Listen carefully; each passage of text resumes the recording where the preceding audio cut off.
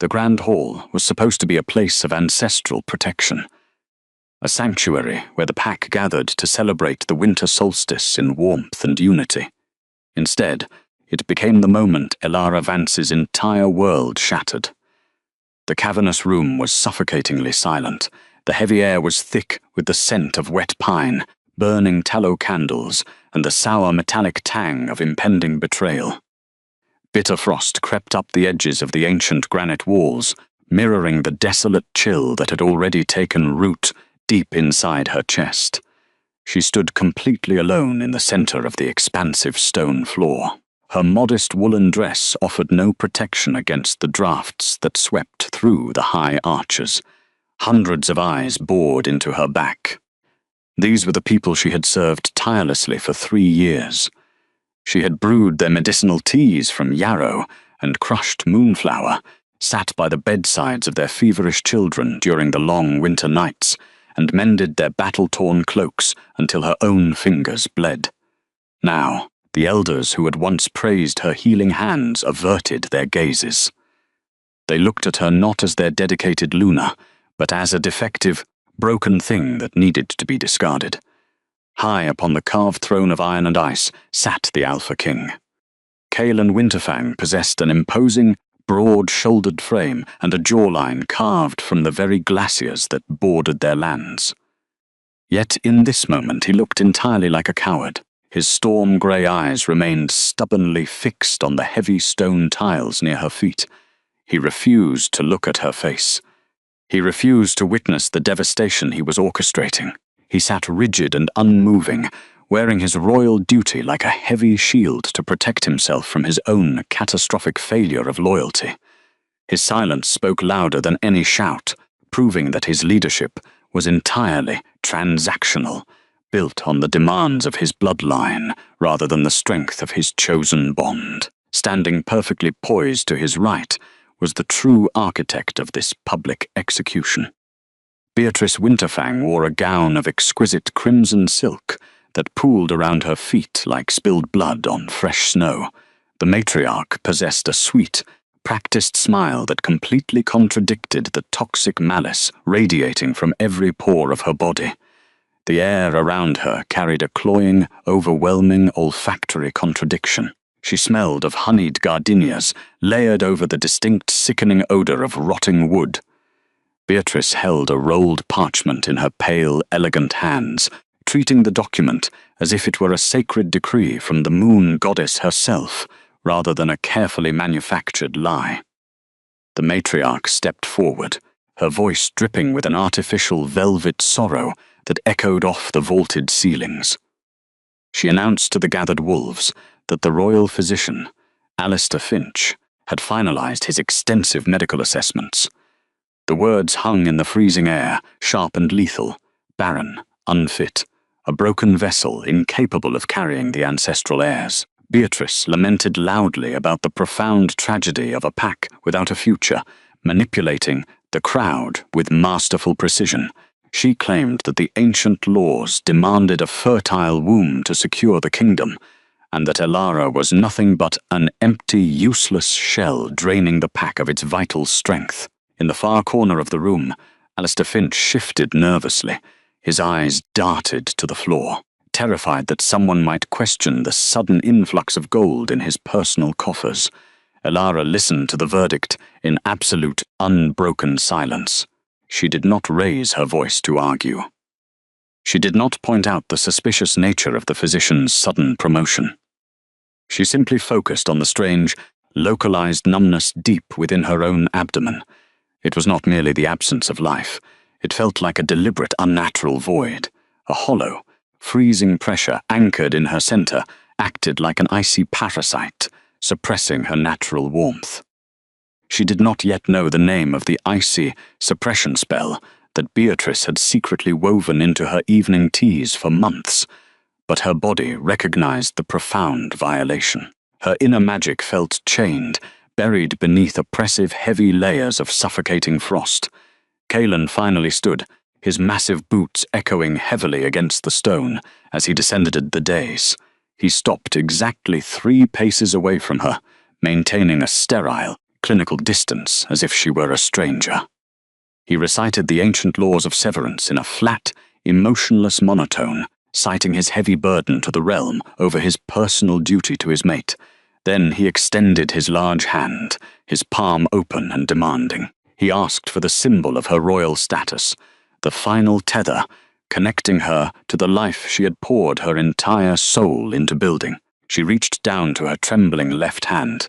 The Winterfang pack ring was a massive ancient band of forged silver and blue sapphire. It had always felt unnaturally cold against her skin, a constant, biting reminder of the hostility she endured within these impenetrable walls. As she slid the heavy metal over her knuckle and placed it onto his waiting palm, a violent, somatic tear ripped directly through her chest. It was a physical severing of the fated mate bond, an agonizing phantom hemorrhage that left her gasping silently for breath.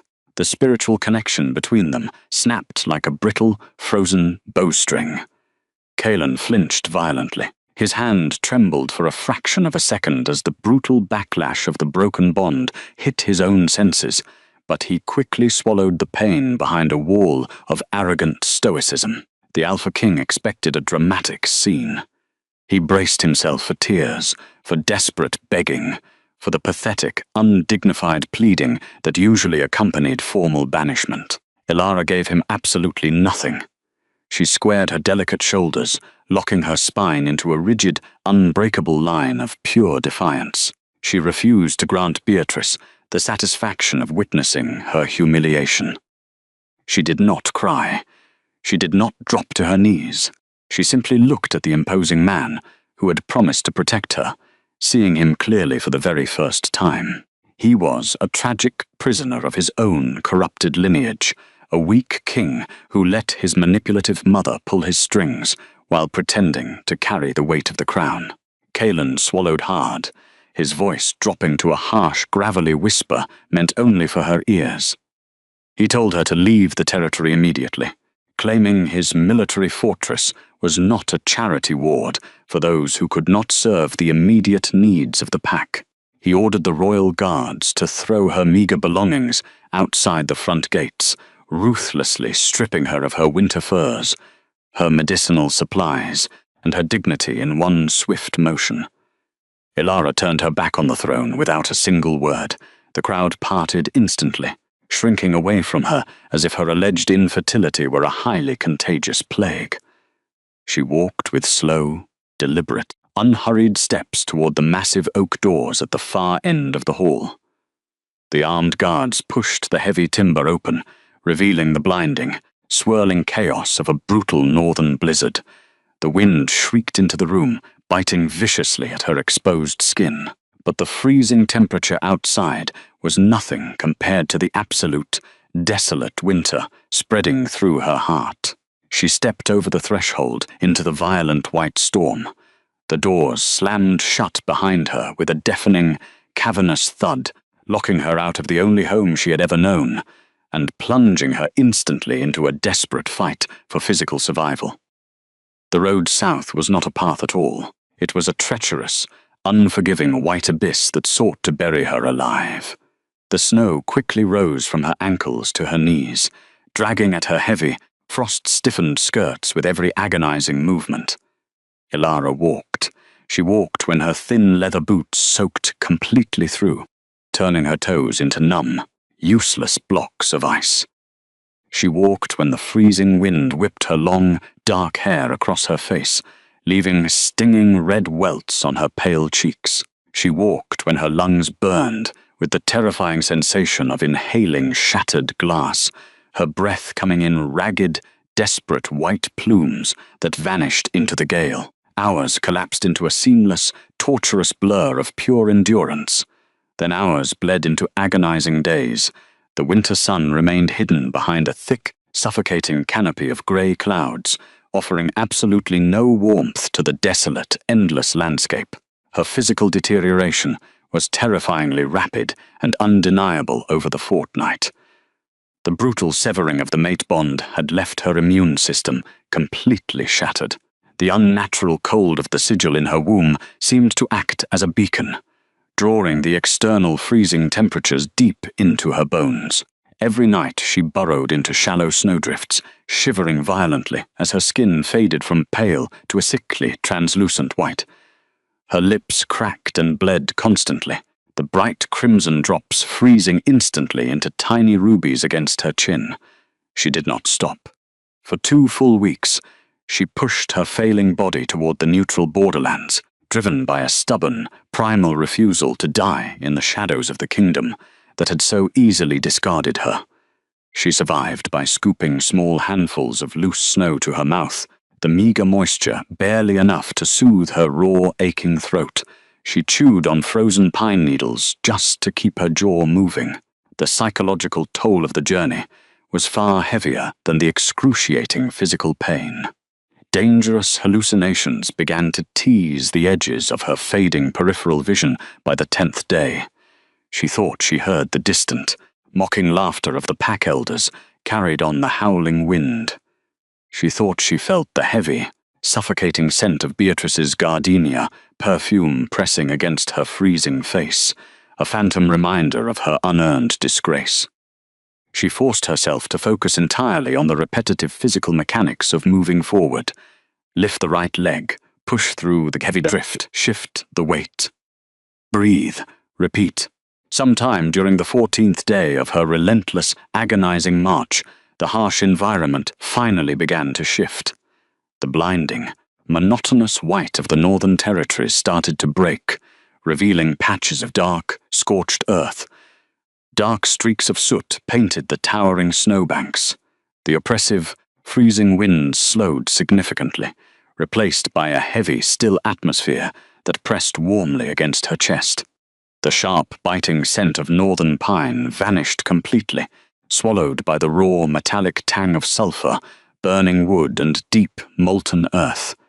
She had reached the absolute edge of the southern volcanic ridges. The ground beneath her ruined boots transitioned rapidly from deep, treacherous snow to jagged, sharp fields of black obsidian rock. The razor-like edges tore at the thin soles of her shoes, but for the first time in nearly a fortnight, the ambient air did not actively hurt her skin. Faint ribbons of white steam rose from deep, glowing fissures in the earth, carrying the unmistakable restorative warmth of the Dragon Kingdom. It was here, at the very threshold of absolute safety, that her exhausted body finally betrayed her completely. The raw adrenaline that had fueled her desperate escape evaporated into the humid air, leaving behind a crushing, paralyzing weakness. Her knees buckled without warning. Elara collapsed heavily onto the dark, glassy stone. The volcanic rock was astonishingly warm against her cheek, providing a stark, beautiful sensory contrast to the deadly frost flowing through her veins.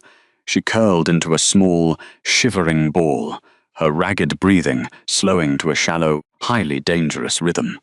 The icy void in her center pulsed violently, fighting against the ambient heat, dragging her consciousness down into a deep, inescapable darkness. Just as the edges of her vision began to narrow into an infinite black tunnel, the solid ground beneath her cheek began to vibrate. It was a rhythmic, incredibly heavy tremor. Deliberate, massive footfalls approached through the swirling ash and light, melting snow. A towering shadow eclipsed the pale grey light above her. Elara forced her heavy eyelids open, her blurred vision struggling desperately to process the massive figure standing over her. It was Valerin Solis, the feared dragon lord of the Southern Territories. He was a creature of absolute, terrifying power, possessing an intimidating, broad frame wrapped in dark leather and forged black steel. He was beautiful in the way a lethal, unsheathed blade was beautiful. The ambient heat radiating from his massive body was so intense that the falling snowflakes hissed and vaporized before they could even touch his broad shoulders. But it was his eyes that truly anchored her fading mind. They were a burning, molten gold, glowing with an intense, ancient internal fire that seemed to physically push the surrounding winter away. He did not look at her with the disgust, pity, or cruel arrogance she had endured in the northern halls.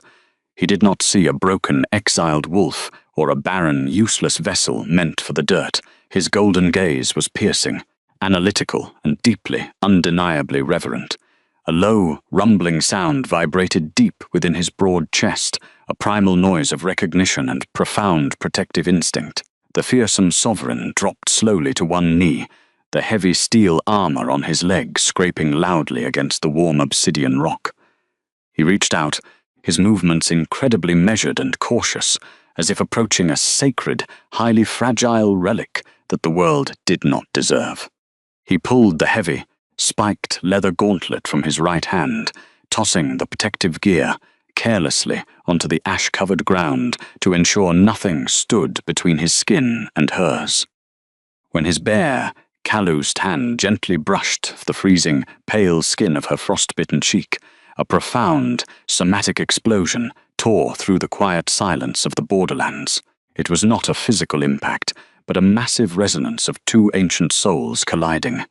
The gentle touch sent a blinding, searing wave of restorative heat directly into her chest. Deep within her, buried securely under layers of ancestral suppression and cruel maternal curses, the dormant sunborn flame catalyst immediately recognized its cosmic equal. For the absolute first time in her life, the supreme fire magic, residing secretly in her soul, gave a violent golden flutter, pushing aggressively back against the icy void of the lingering sigil. The stark sensory contrast between her deathly winter frost and his overwhelming, blazing heat created a magical shockwave that made the very air around them hum with electricity. Valorin's golden eyes widened significantly, his vertical pupils dilating as he felt the sheer, unbelievable magnitude of the ancient power locked inside her fragile, shivering frame. He did not flinch away from the dangerous cold clinging to her clothes. Instead, he leaned closer, his massive body shielding her entirely from the remaining northern wind. Because when I saw you lying there, broken and abandoned, something in me roared that I had to save you, even if saving you destroys me. The silent, fierce vow radiated from his every deliberate movement, as he carefully slipped his strong arms beneath her knees and behind her shoulders. He lifted her from the jagged black rocks with an impossible, breathtaking gentleness, cradling her tightly against the solid, radiating heat of his armored chest. He wrapped his heavy, fur-lined cloak entirely around her trembling form, cocooning her in absolute, unyielding safety away from the storm. As Elara rested her heavy head against the steady, thundering heartbeat of the dragon sovereign, the last remnants of her terrifying fear dissolved into the rising, golden warmth. Thank you for letting me go. Because being let go had allowed her to be found by a better man, a better kingdom, a better life, and she would never, ever look back. With that final, triumphant realization echoing in the quiet, safe chambers of her exhausted mind, she closed her eyes and let the supreme heat carry her away into peaceful, entirely protected oblivion. Returning to consciousness was not a sudden, violent gasp for air, but a slow, quiet drifting upward through layers of heavy, comforting warmth. For the first time in what felt like an eternity, Elara Vance did not wake to the bitter, biting sting of northern frost. There was no howling wind tearing at the fragile edges of her exhausted mind. There was only a deep ambient heat that seemed to hum through the very air she breathed. The mattress beneath her was impossibly soft, cradling her aching, battered muscles with a gentle, yielding pressure. She lay perfectly still for a long time. She simply focused on the steady, unbroken rhythm of her own lungs, expanding and contracting without the agonizing sensation of inhaling shattered glass.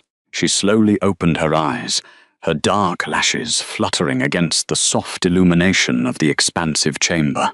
The architecture of the southern dragon kingdom was entirely alien to the cold, militaristic granite of her former home. The massive room was constructed from polished black obsidian, its glossy surface reflecting a soft, ambient glow.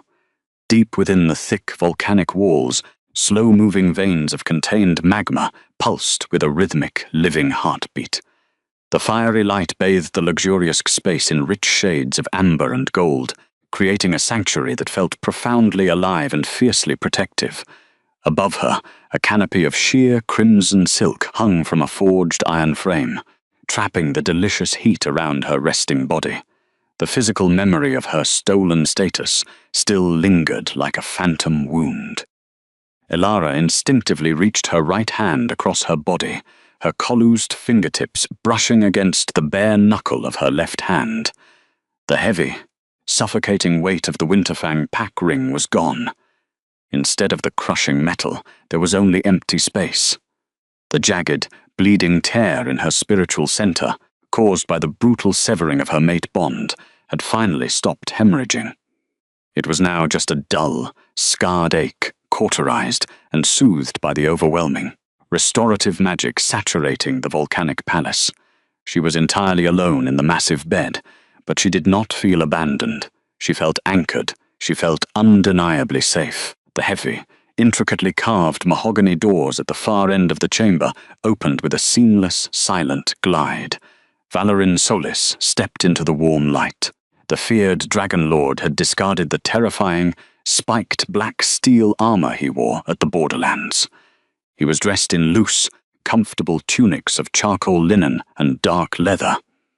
Though the casual attire did nothing to diminish his massive, intimidating frame, his broad shoulders still seemed to effortlessly fill the expansive doorway. His molten gold eyes immediately locked onto her face, scanning her pale features with a piercing, analytical intensity that was completely devoid of arrogance. Beside the fearsome ruler stood a much older figure, moving with a quiet, deliberate grace that spoke of centuries of accumulated wisdom. Garrick Thorne possessed a kind, deeply lined face and hair the color of pale, cooling ash. The elderly advisor carried a small, steaming ceramic bowl in his hands.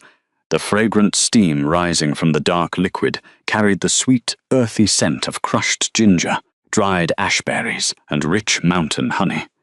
The aroma was a stark, beautiful contrast to the sour metallic tang of betrayal she had left behind in the frozen north. Elara immediately tensed, her survival instincts overriding the plush comfort of the silk sheets. She pushed herself up against the massive pillows, her muscles screaming in quiet protest at the sudden movement. She pulled the thick, fur-lined quilt tightly against her chest, creating a physical barrier between herself and the two powerful men. In the world she knew, safety was never freely given. It was a transaction. It was a debt that had to be repaid with grueling labor, silent obedience, and an absolute surrender of personal agency. She braced herself for the inevitable list of demands, waiting for the heavy, crushing weight of their expectations to fall upon her fragile shoulders. The towering man stopped well before the edge of the large carpet, maintaining a highly respectful distance. He did not approach the bed. He did not crowd her limited physical space. Valorin simply stood tall and steady, allowing her to dictate the boundaries of their interaction. He inclined his head in a slow, formal greeting that sent a shockwave of confusion straight through her chest. It was a gesture of profound respect, an acknowledgement of her presence as an equal rather than a subordinate. She swallowed hard, her throat still slightly dry despite the humid air. She forced her voice to remain steady, refusing to let her underlying terror bleed into her words. She asked the sovereign what her daily duties would be, inquiring whether she was expected to scrub the obsidian floors, brew medicinal poultices for his soldiers, or serve in the royal kitchens to earn her continued shelter. She listed the manual labor she was accustomed to, her tone flat and completely resigned to a life of quiet servitude. The question hung in the heavy, warm air, echoing softly against the volcanic glass. Valorin's golden eyes darkened, swirling with a sudden visceral storm of protective fury and deep, somatic pain. He did not pity her, but the sheer cruelty of her assumption clearly wounded him. The massive sovereign slowly lowered his heavy frame, dropping to one knee upon the warm stone floor in a shocking display of deliberate vulnerability. He looked up at her, his voice a low, rumbling vibration that resonated directly in her chest. He told her she was a sovereign guest of his kingdom, not a prisoner of war, and certainly not a servant. He swore with absolute and terrifying sincerity that she owed his court nothing but her own recovery. The elderly advisor stepped forward gently, offering a warm, reassuring smile that crinkled the deep lines around his eyes. Garrick set the steaming ceramic bowl on a small iron table near the bedside.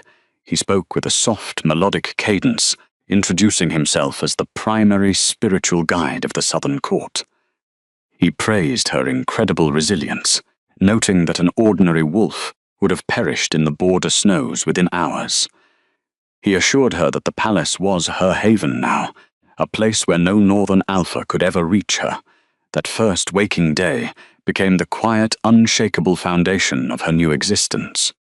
For 3 entire months, the volcanic palace of the Southern Dragon Kingdom served as a true, impenetrable sanctuary. Elara slowly rebuilt her shattered physical strength, establishing a new rhythm in her life. Her battered muscles healed and grew strong under the constant ambient warmth of the obsidian walls. She fell into a quiet, peaceful routine of walking through the enclosed, flourishing indoor gardens and breathing in the scent of blooming ash roses. During that entire season, Valerian kept a deliberate, highly respectful distance. He never demanded her presence, never rushed her healing, and never invaded her physical space without invitation. He simply existed as a massive, protective force on the periphery of her awareness, allowing a fragile but profound trust to blossom in the silence. Over those 3 months, the agonizing tear of her severed mate bond faded completely, leaving only a pale, silver scar over her heart.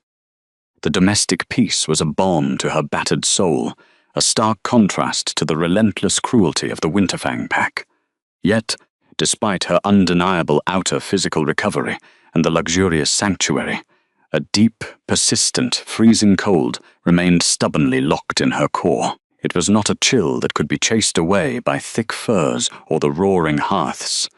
It was a gnawing, unnatural winter that seemed to swallow her internal warmth, a hidden wound that refused to close. It was this lingering, unnatural frost that finally prompted Garrick to approach her one evening during her 3rd month of sanctuary. Elara was resting in her expansive chamber when the kind elder's eyes narrowed slightly, focusing intensely on the center of her chest. The young woman hesitated for a fraction of a second before meeting the elder's gaze. Garrick asked for her explicit permission to examine the magical currents flowing through her body. He noted a strange, discordant energy that blatantly refused to align with her natural healing process. Valerian, who stood near the archway, remained perfectly still, his silence reinforcing that the choice belonged entirely to her. Slowly, Elara gave a small, jerky nod. The elder stepped closer, hovering his aged, collused hand a few inches above her abdomen. The elder closed his eyes, his brow furrowing as he reached out with his sensory magic. The warm, ambient energy of the room suddenly seemed to snag and tear around Elara's center. A localized, unnatural pocket of freezing pressure pushed back against his diagnostic spell. It was not a physical wound. It felt like a deliberate, malignant parasite woven entirely from dark, suffocating frost. It was a jagged barrier designed to siphon her natural warmth and trap her internal magic in a state of perpetual, agonizing winter. He withdrew his hand slowly, his expression shifting from gentle concern to absolute horrified realization. Garrick looked directly into Elara's eyes, his voice trembling with a mixture of profound sorrow and rising, righteous anger. He told her that her perceived inability to bear heirs was not a biological failing. It was not a natural defect. The hollow mark doesn't just contain your power. It creates a void, an absence where your magic should be. He identified the freezing parasite as the cold womb sigil, a highly complex, forbidden suppression curse designed to artificially lock away both fertility and elemental magic. The elder explained the grim, terrifying reality of the dark spell. He recognized the specific magical signature anchoring the frost. It carried the sickening, cloying scent of honeyed gardenias, Beatrice Winterfang. The matriarch had not simply judged Elara as inadequate. She had actively, methodically poisoned her. The nightly medicinal teas, the strange localized numbness, the constant chills that no hearth could cure. It was all a carefully orchestrated, premeditated mutilation designed to force a political severance while keeping the Alpha's hands seemingly clean. A sickening wave of profound realization washed over the exiled Luna. The cruelty was staggering, but beneath the devastating shock, a sudden, fierce spark of absolute clarity ignited in her mind. Kalen had discarded her because she was an empty vessel, but he had never bothered to look deep enough to see the poison rotting her from the inside out. A girl who has never been seen cannot be replaced because she was never there to begin with. She realized that her former husband had never truly loved her soul. He had only ever loved the utilitarian function she provided to his ancient corrupt bloodline. The absolute horror of the betrayal was quickly eclipsed by a massive, surging wave of empowering vindication. She was not broken. She was not a defective, useless Omega. She had been carrying the weight of a targeted assassination against her spirit, and despite the matriarch's best efforts, she had survived. The freezing void in her center suddenly felt less like a permanent death sentence, and more like a fragile cage made of melting ice. She looked up, her vision perfectly clear, the lingering shadows of self-doubt completely burned away by the raw truth. The dragon sovereign moved closer, his golden eyes burning with a lethal, protective fire that threatened to consume the very shadows of the room. Valoryn did not offer empty condolences. He offered a blade to cut her chains. He asked for her permission to shatter the sigil. He explained that his molten dragon fire could act as a wedge against the dark magic, but she would have to actively push from within. She could no longer be a passive passenger in her own survival. She had to consciously embrace the fiery, hidden lineage that terrified the northern wolves so deeply. She did not hesitate. She gave a single, determined nod, throwing the heavy quilt aside. She sat up completely, ignoring the lingering soreness in her limbs. She refused to carry the matriarch's winter inside her body for a single second longer. Valoryn sat on the edge of the massive bed, moving with slow, incredibly telegraphed motions so she could anticipate his every move. He reached out, gently wrapping his large, incredibly warm hands over her trembling, pale fingers. The physical contact was immediately electric. A blinding, searing wave of restorative heat surged from the sovereign's corloosed palms directly into her bloodstream. It was not a gentle, soothing warmth. It was a magnificent, overwhelming inferno of raw elemental power. The molten gold energy raced up her arms, diving straight toward the unnatural freezing void anchored in her abdomen. Valoryn kept his gaze locked on hers, his deep voice murmuring constant, steadying encouragement as his magic collided violently with the dark curse. Inside her chest, the ancient, dormant magic that had been suffocated for years suddenly roared to life. The sunborn flame catalyst recognized the allied heat of the dragon sovereign. It was a cosmic, supreme fire that belonged exclusively to a forgotten divine lineage.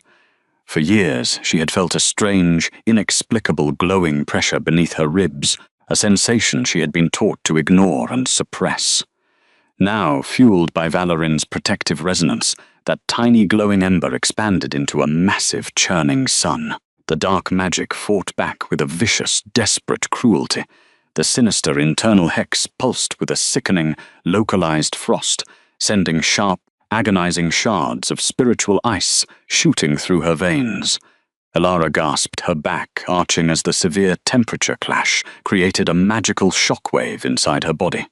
The bitter cold tried to aggressively freeze her lungs, attempting to silence her defiant magic before it could fully awaken. The ghost of Beatrice's toxic magic clung stubbornly to her soul, a lingering chain of humiliation and control. But she was no longer the silent, helpless victim standing in the freezing drafts of the grand hall.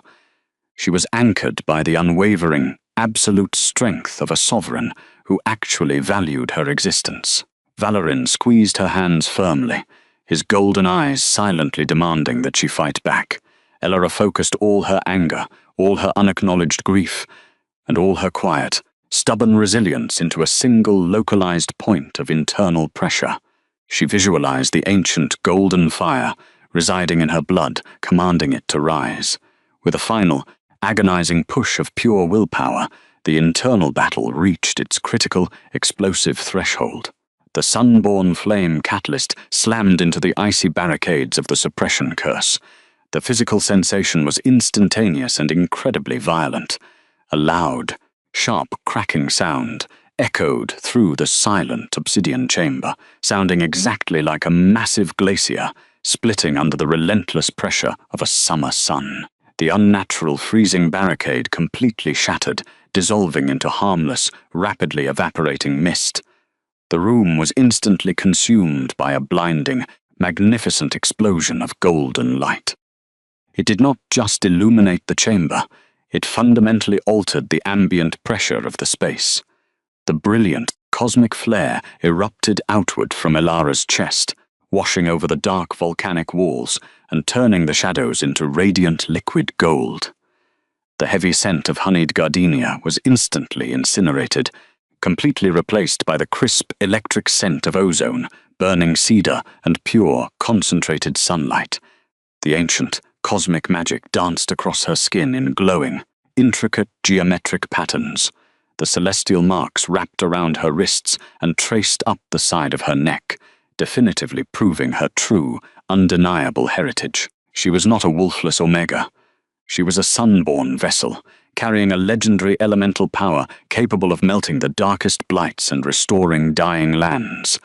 The heavy, suffocating frost that had plagued her daily existence for years was entirely gone, replaced by a deep, thrumming vitality that made her heart race with newfound, limitless strength. When the intense, blinding brilliance finally began to fade, settling into a soft, radiant aura that hovered gently around her shoulders, the absolute silence in the room was deafening. Elara sat perfectly upright, her breathing deep and even, her dark hair catching the golden light. She looked down at her own hands, marveling at the faint, residual sparks of solar magic dancing across her fingertips. She felt completely, undeniably whole.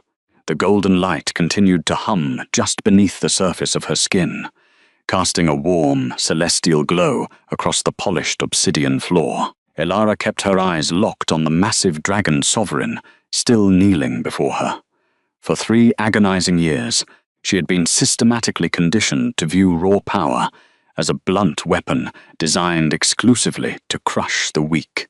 The northern wolves had taught her that authority was maintained through constant fear, enforced silence, and the ever-present threat of sudden exile. Yet here, in the secluded heart of a kingdom feared across 3 vast realms, the most dangerous man alive remained deliberately lowered at her feet. Valerin Solis did not move to claim her. He did not step forward to seize the newly awakened sun-born flame catalyst for his own political advantage or military leverage. He simply waited in the quiet, humid air, offering her the absolute, uncompromised control she had been brutally denied her entire life. The remaining embers of her newly awakened solar fire pulsed in a steady, reassuring rhythm against her ribs, grounding her entirely in the safety of the present moment. She took a slow, deep breath, testing the structural integrity of her own lungs. The heavy, lingering scent of ozone and burning cedar filled her chest, serving as a visceral, physical reminder that the suffocating frost was permanently gone. Slowly, Elara reached out. Her trembling fingers bridged the small distance between them, gently brushing against the thick, dark leather covering his broad shoulder ball. The exact moment her collused skin made contact with him, the fated mate bond between them fully, undeniably activated. It was absolutely nothing like the claiming she had endured in the freezing north. Her previous bond had felt like a heavy, rusted iron chain, a localized tether that anchored her to a life of transactional servitude and quiet despair. This new connection was a magnificent, breathing entity, A searing, beautiful wave of molten gold energy pulsed from his shoulder, traveling rapidly up her arm and wrapping securely around her healing heart. The scent of wild ash and molten earth wrapped around her, perfectly complementing the crisp ozone of her own solar fire. The physical sensation was overwhelming, not because it was painful, but because it was so profoundly, overwhelmingly safe. It felt like stepping directly into a sunlit courtyard after spending a lifetime trapped in a freezing, windowless cellar. The magic in her blood recognized the ancient dragon fire in his veins. They did not compete for dominance. They intertwined in a perfect, harmonious resonance that sent a shockwave of pure vitality down to her very toes. The bond did not demand her submission. It did not pull or dictate.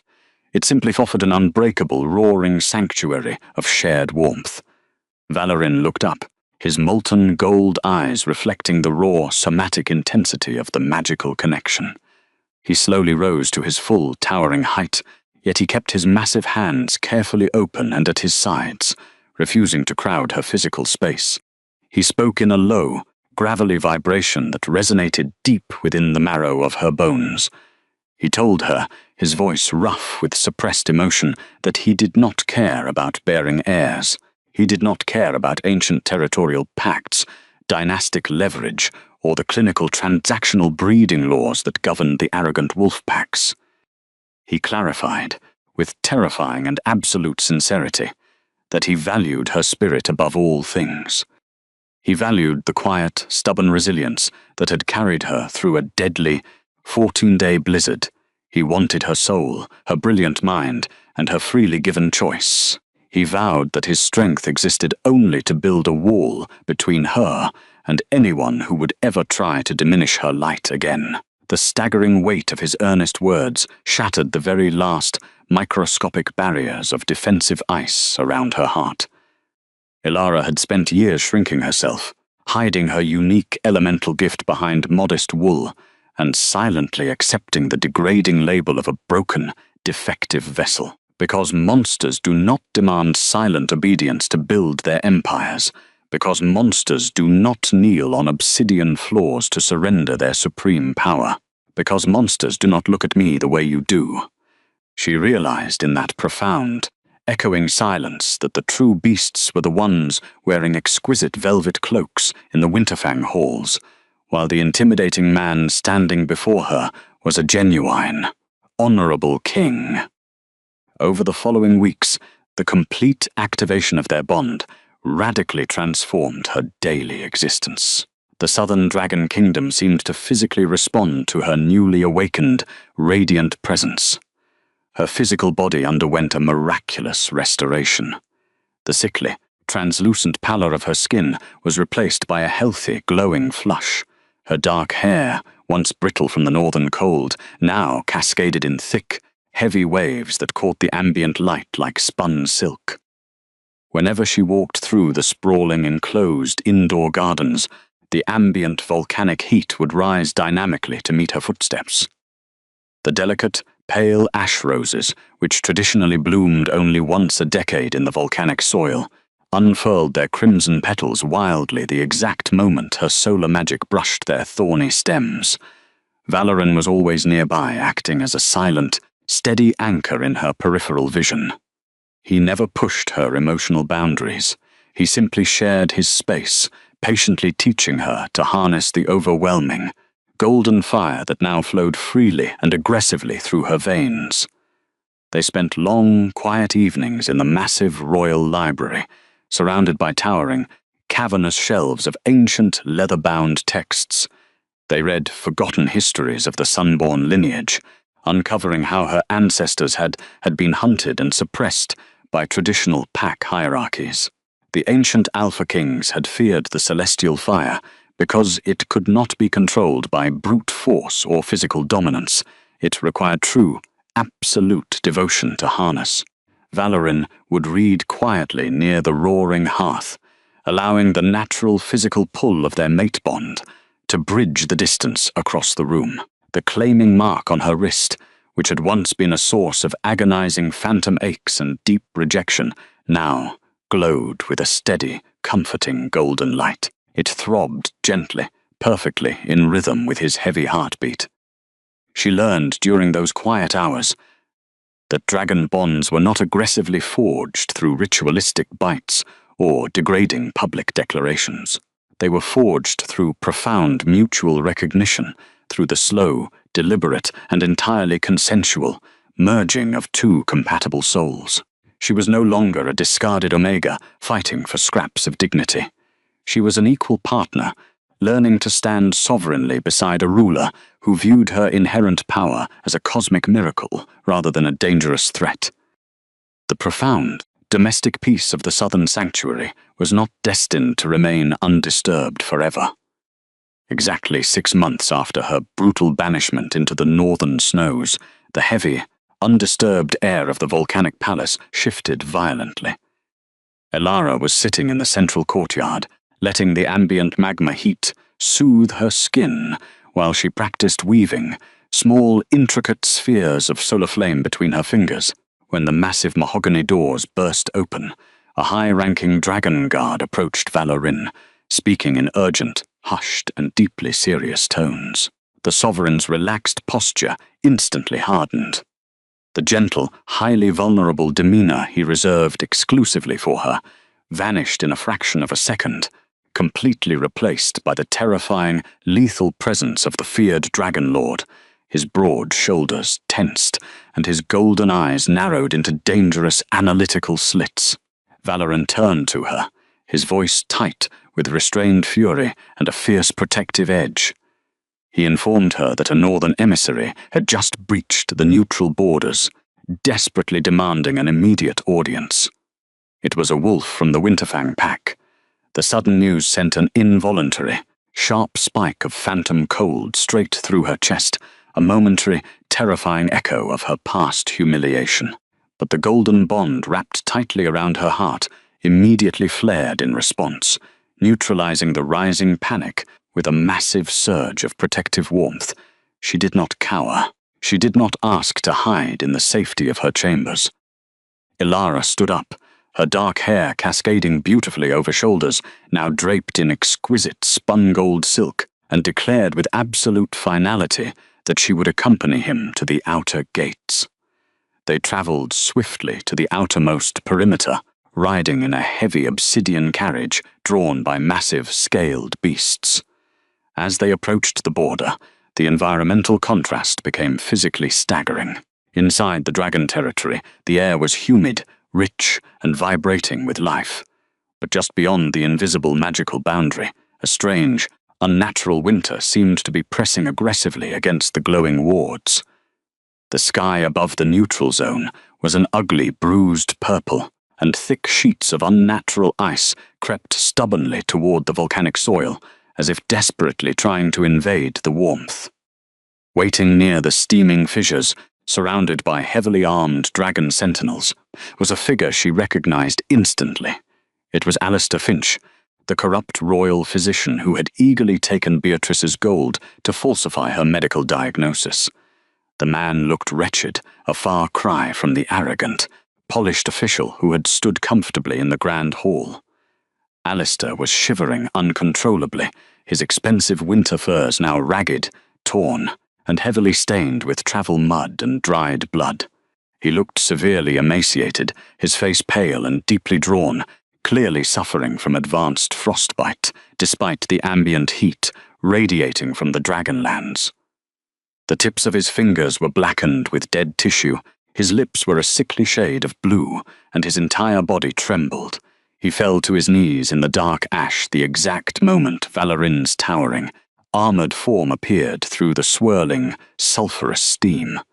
Alistair kept his head bowed low, utterly terrified of making direct eye contact with the legendary, lethal beast of the south.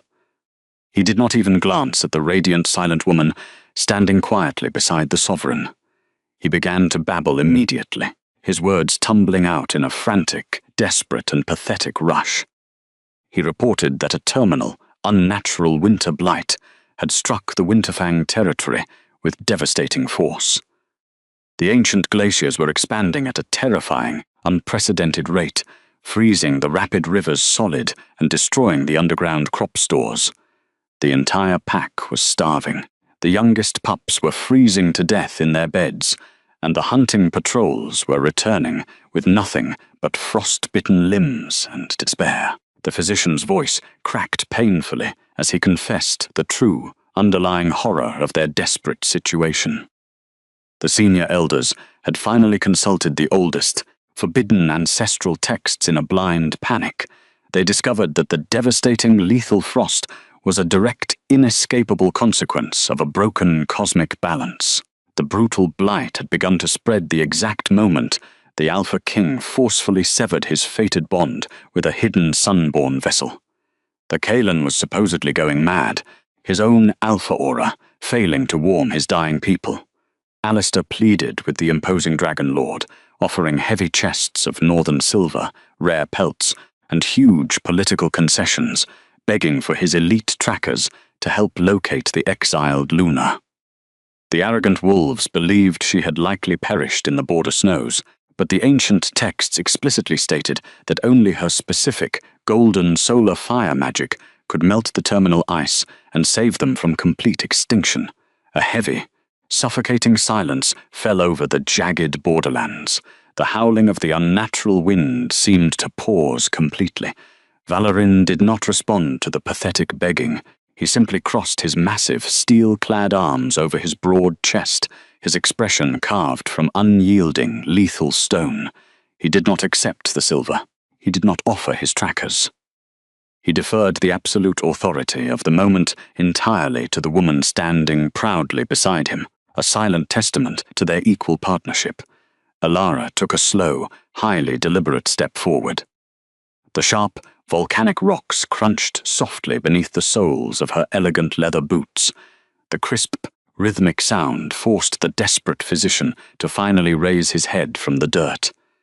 Alistair's sunken eyes widened in sheer, unadulterated horror as his gaze travelled slowly up the hem of her golden silk gown, taking in the glowing, intricate celestial marks tracing her wrists, and finally resting on her perfectly healthy, incredibly radiant face. She was not a dying, broken omega discarded in the snow. She was radiating an overwhelming, supreme elemental power that made the very air around her literally shimmer with intense heat. She looked down at the trembling, pathetic man who had casually signed her death warrant for a small pouch of coins. There was no screaming anger in her voice, no desperate need to prove her worth to a coward. There was only a profound, untouchable sovereignty.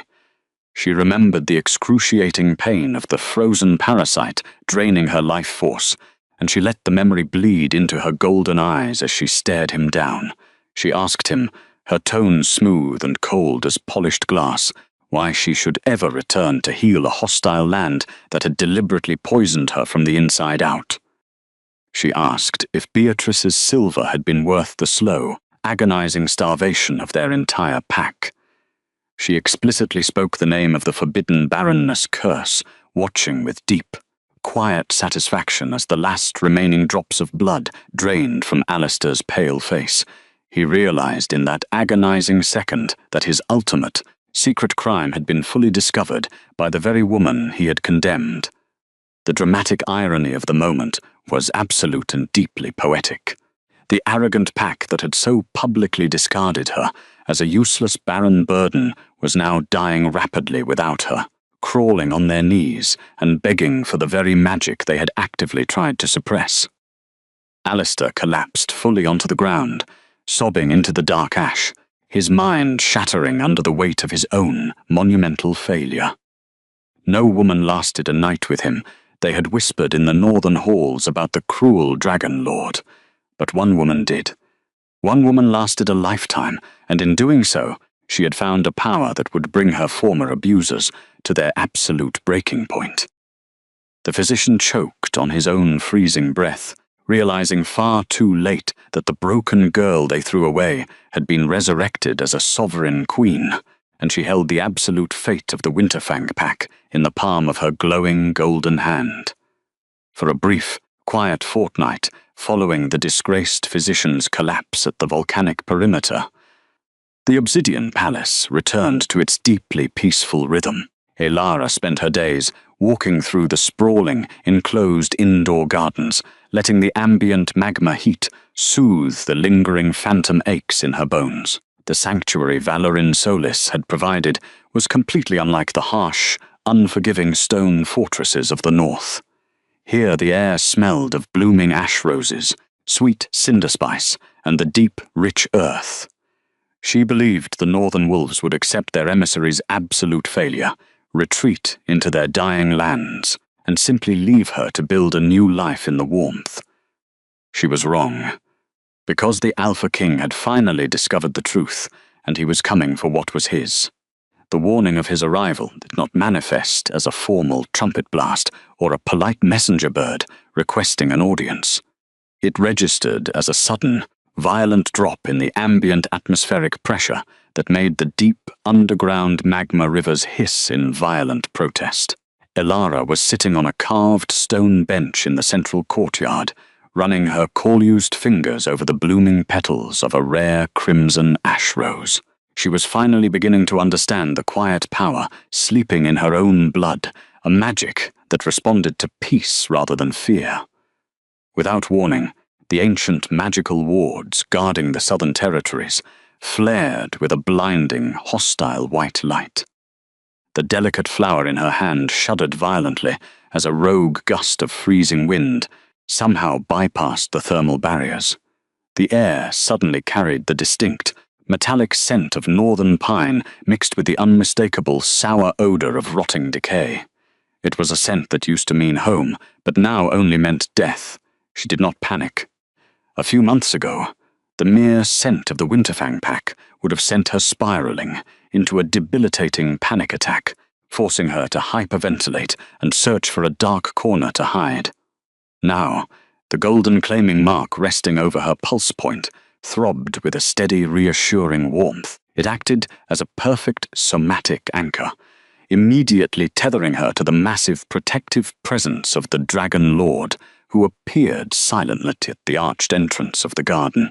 Valorin did not need to speak. His mere physical proximity was a heavy, comforting blanket that instantly neutralized the phantom frost creeping up her spine. Valorin Solis did not wear his spiked black battle armor today. He was dressed in a simple dark charcoal linen tunic that clung perfectly to his incredibly broad chest, his powerful frame filling the archway. His expression remained remarkably calm, but his molten gold eyes were sharp, analytical, and swirling with lethal anticipation. He already knew who stood at the border. He did not rush toward her or issue barking commands to his sentinels. He simply extended his large, warm hand across the distance between them, offering a choice rather than a command. Elara stood up, her spun gold silk skirts whispering against the polished stone floor, and took his hand without a single second of hesitation. The overwhelming elemental heat radiating from his palm washed away the sudden phantom chill in her blood, replacing it with a fierce, quiet courage. They rode to the perimeter in unbroken silence. As their obsidian carriage crested the final volcanic ridge and descended toward the steaming fissures of the borderlands, the environmental contrast became physically staggering. Inside the dragon territory, the air remained humid, rich, and vibrating with vibrant life. But just beyond the invisible, humming magical boundary, a strange, unnatural winter was aggressively besieging the land. The sky above the neutral zone was no longer just bruised. It was a swirling, apocalyptic vortex of black, suffocating clouds and jagged, falling ice. The elemental blight of the north was violently clashing against the absolute heat of the southern wards.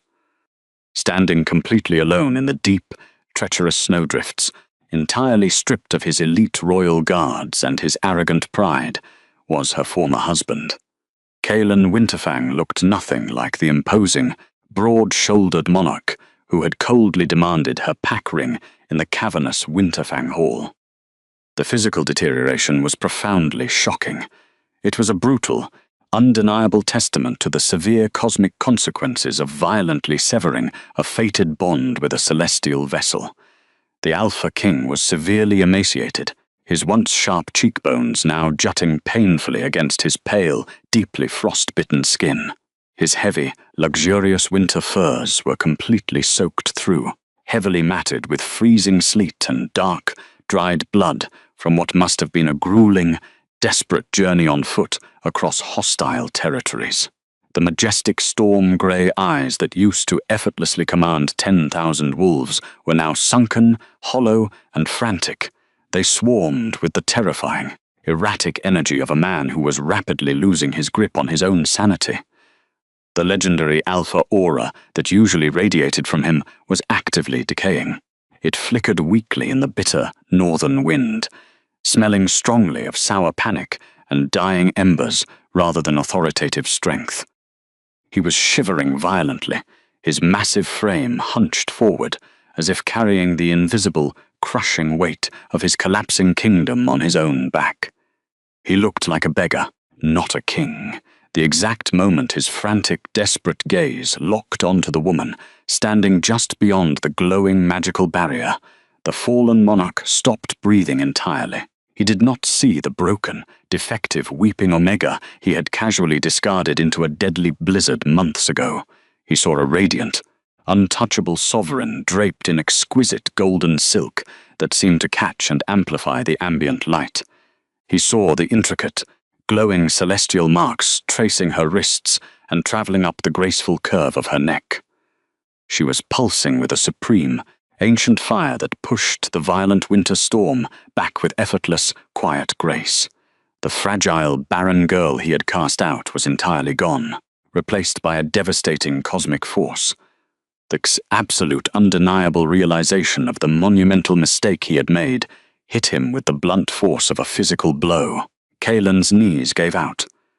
The proud, unyielding ruler of the freezing north collapsed heavily into the dark, freezing sludge of the neutral zone. He did not care that the jagged obsidian rocks tore through his soaked trousers, biting deep into his flesh. He did not care that the heavily armed, elite dragon sentinels watching from the upper ridges were witnessing his total, pathetic humiliation. He simply pressed his trembling, bleeding hands into the dark ash and wept. It was a harsh, ugly, agonizing sound that echoed pathetically across the barren, wind-swept landscape. He crawled forward on his hands and knees, dragging his heavy, exhausted body through the snow until his frost-bitten fingers brushed the very edge of the thermal ward.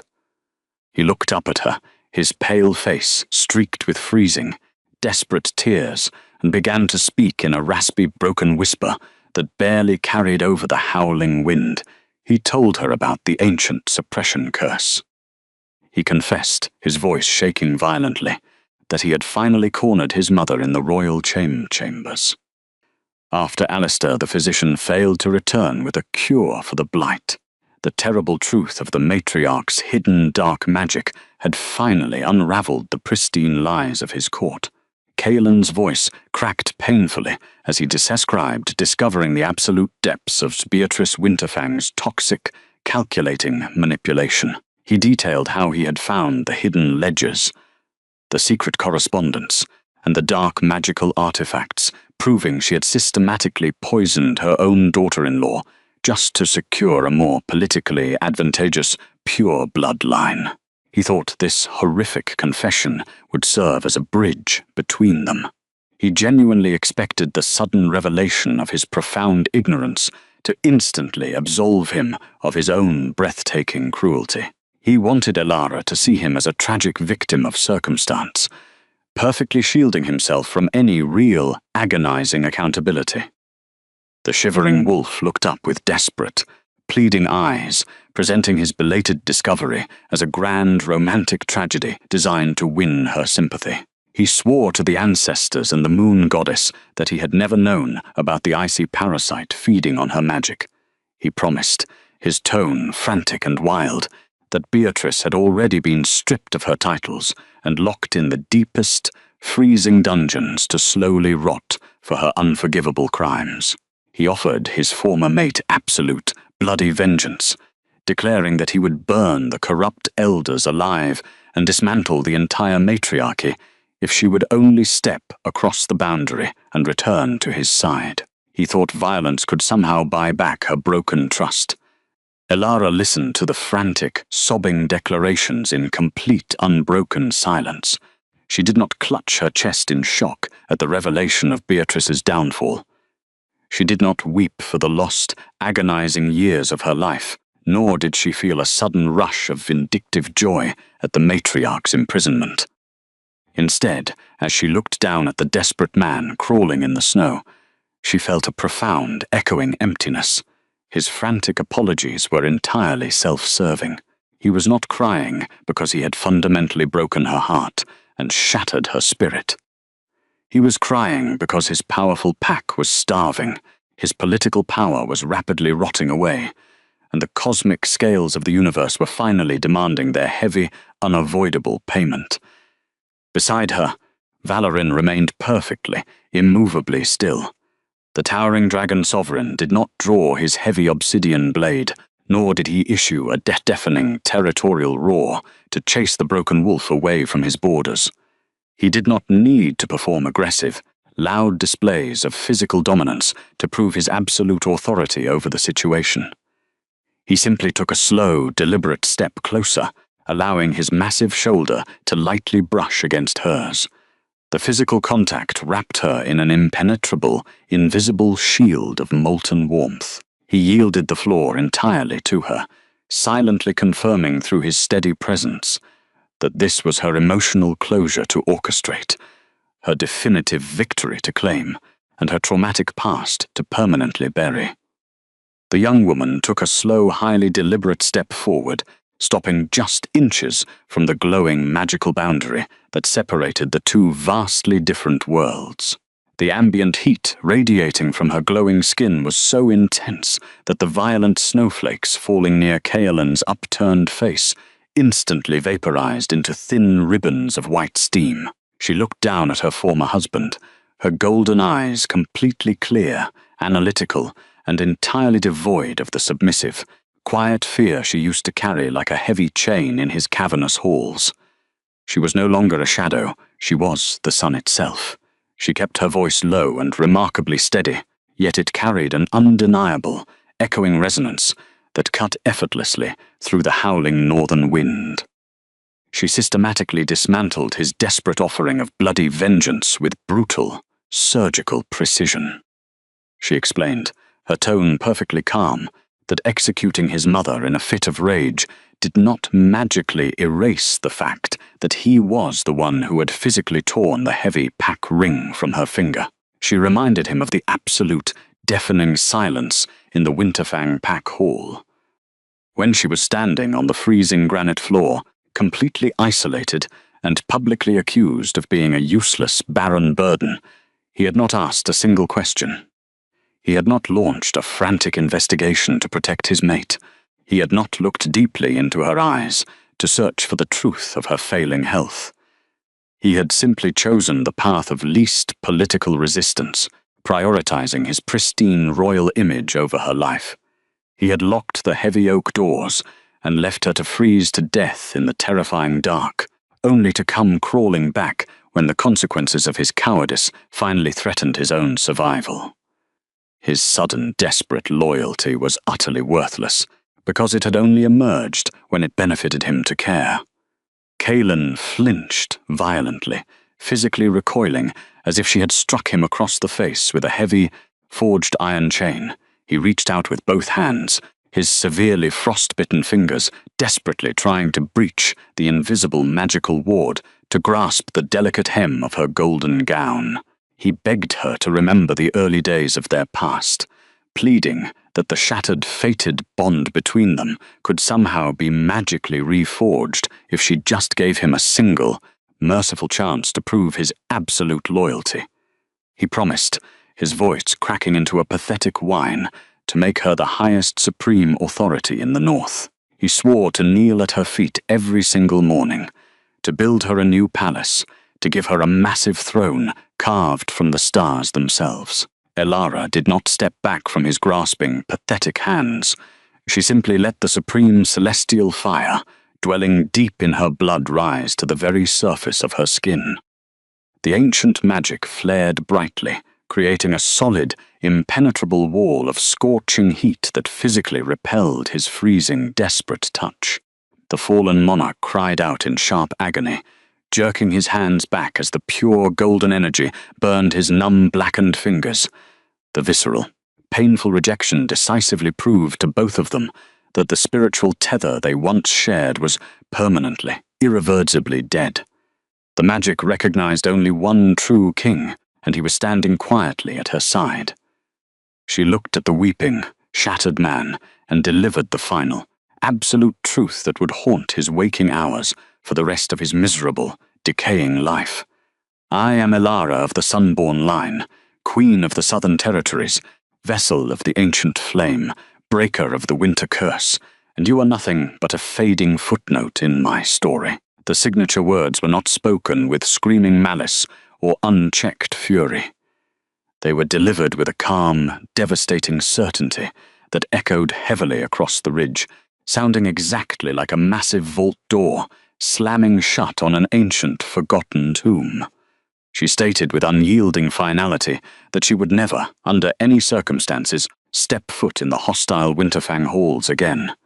She firmly refused to be treated as a convenient magical tool designed to fix a broken, deeply corrupt kingdom that only valued her existence when they were actively starving. She clarified that she would not let the innocent pups and struggling families of the North freeze to death to pay for the arrogant crimes of their leaders. She would eventually heal the blighted, frozen land, but she would do it on her own terms, exclusively from the absolute safety of the dragon borders. She would perform the miracle as a sovereign ruler granting distant mercy to a dying neighbor, not as a submissive, obedient wife returning to a toxic master. The once feared Alpha King collapsed fully onto his stomach in the freezing, toxic mud, his broad shoulders heaving with uncontrollable, violent sobs that racked his emaciated frame. He had finally completely realized the terrifying magnitude of his permanent loss. There would be no miraculous redemption arc. There would be no tearful romantic reconciliation. He had foolishly thrown away a cosmic miracle in exchange for a comfortable political lie, and now he would have to spend the rest of his decaying, miserable life watching her rule a superior rival kingdom from a throne he could never, ever touch. Elara did not linger in the freezing wind to watch him weep. The agonizing trauma of her past was finally completely severed, leaving behind nothing but clean, unburdened air. She turned her back on the freezing northern territories, letting her hand slip naturally and easily back into Valorin's waiting, collused palm. The massive dragon lord threaded his incredibly warm fingers securely through hers, his glowing golden eyes filled with profound, quiet pride and unwavering devotion. Together, they walked away from the howling storm, stepping back into the rich, vibrant, endless warmth of their protected sanctuary. Behind them, the towering obsidian gates slowly ground shut with a heavy, deafening, cavernous thud, permanently locking Calen Winterfang in the bitter, endless cold of his own making. The towering obsidian gates of the southern dragon kingdom remained firmly shut for 3 consecutive days following the Alpha King's desperate, weeping collapse at the border. Elara Vance did not rush to perform her promised miracle. In her past life within the freezing northern halls, she would have panicked immediately. The Winterfang elders had systematically conditioned her to drain her own physical vitality at a moment's notice, to serve the aggressive, chaotic demands of the pack, even when she herself was bleeding and exhausted.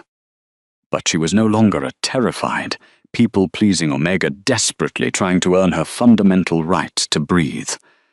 She was a sovereign vessel of the Sunborn lineage. She explicitly required the absolute, undisturbed silence of the southern sanctuary to fully anchor her newly awakened magic before attempting to cast it across an entire dying kingdom, and for the first time, she allowed herself the luxury of taking exactly as much time as she needed. During those 3 quiet days of meticulous preparation, Valorin Solis never left her side. The fearsome Dragon Lord did not pace the grand halls impatiently, nor did he ever suggest that she owed the freezing wolves anything but her absolute disdain. He simply provided a constant, grounding physical presence. Whenever the sheer magnitude of the impending magical working made Elara's pulse race with sudden anxiety, Valorin would gently wrap his massive calused hands over her shoulders. The overwhelming molten heat radiating from his palms acted as a perfect somatic anchor, instantly steadying her erratic heartbeat and reminding her that she was no longer fighting alone. They spent hours on the high balconies of the volcanic palace, poring over ancient, leather-bound maps of the continent. Valorin taught her how to trace the invisible subterranean ley lines of the Earth's natural warmth, giving her the exact energetic blueprints needed to target her magic with surgical precision so she would not blindly exhaust her own soul. On the dawn of the fourth day, they returned to the outermost perimeter. They did not ride down into the toxic, freezing mud of the valley where the humiliated monarch had crawled and begged. Instead, Elara and Valorin stood high upon the jagged, towering volcanic ridges that overlooked the entire neutral zone and the devastated northern territories beyond. The sky above the Winterfang lands remained a swirling, apocalyptic vortex of black, suffocating clouds, a brutal reminder of the cosmic imbalance caused by the matriarch's toxic suppression curse. Far below their elevated precipice, Kaelin was still slumped in the freezing sludge, staring up at the glowing thermal wards with hollow, defeated eyes. The freezing mud had completely ruined his pristine, royal furs, stripping him of all his intimidating majesty. He looked incredibly small. "We are small things in a world of teeth," her former elders had always told her. "Smallness is a gift. Use it." Her smallness had been a deceptive, brilliant gift, allowing her to survive unnoticed in the shadows until she was finally ready to burn the corrupt teeth away. Elara closed her eyes and took a slow, deep breath, pulling the rich, humid scent of cinder spice and blooming ash roses deep into her expanding lungs. She deliberately pushed the shivering broken man below her out of her mind entirely. Instead, she focused her fierce maternal empathy on the innocent pups huddled in freezing beds, the desperate mothers rationing their last scraps of dried meat, and the ancient, blighted pine forests groaning under the crushing weight of the unnatural glaciers. She raised both of her delicate hands toward the dark northern horizon. The physical sensation of the sun-born flame catalyst rising from her core was absolutely magnificent. With the icy parasite of the ancient elemental cage permanently destroyed, there was no longer any resistance. The magic did not hurt. It felt like a massive, churning star waking up inside her chest. The intense, blindingly white energy raced down her arms, shifting into brilliant shades of amber and crimson as it illuminated the intricate celestial marks tracing her wrists. Beside her, Valorin stepped close, pressing his broad, armored chest firmly against her back. He placed his heavy hands over hers, offering his own ancient, molten dragon fire as a stabilizing foundation for her supreme magic. The fated mate bond between them roared with perfect, harmonious resonance, amplifying her solar power tenfold without ever attempting to dominate it. With a sharp, decisive push of pure willpower, Elara released the accumulated magic. The eruption of golden light was utterly blinding. A massive, concentrated beam of liquid sunlight tore across the jagged ridge, arcing high into the bruised, freezing sky like a secondary dawn. The celestial fire slammed violently into the heavy, suffocating winter clouds hovering over the Winterfang territory. The atmospheric impact created a deafening, thunderous shockwave that rattled the very bedrock of the continent, visibly shattering the dark storm front into harmless, glowing vapor. The terminal glaciers covering the northern rivers did not simply melt.